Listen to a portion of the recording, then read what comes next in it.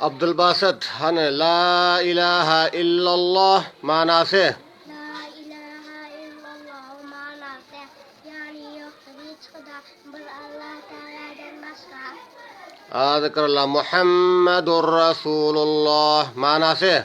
Muhammed Resulullah'ın manası.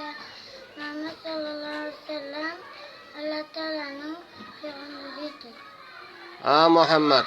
Eşhedü en la ilahe illallah.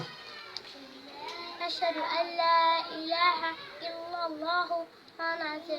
Senin kavalık veremem. Yani yoktur hiç kuda bir Allah Teala'dan başka.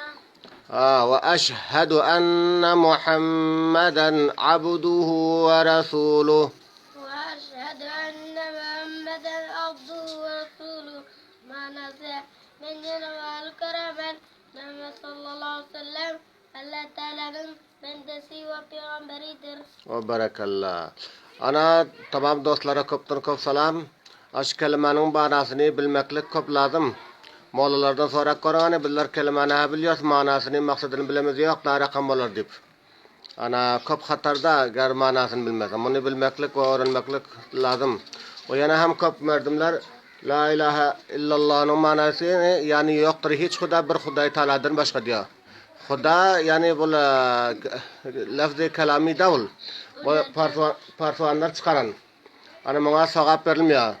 Yani yoktur hiç huda bir Allah Teala'dan başka deyip aytmaklık lazım. Bir Allah Teala'dan başka. Huda diyenine cevap verilmiyor. Allah diysen cevap verilmeli. Türkmenlere neme diyor? Tanrım diyor. Tanrım diyen adam neme verilmiyor? Cevap verilmiyor. Ara sana fikir edinler. Allah Rabbul İzzet cemi Müslümana tevfik hidayet versin.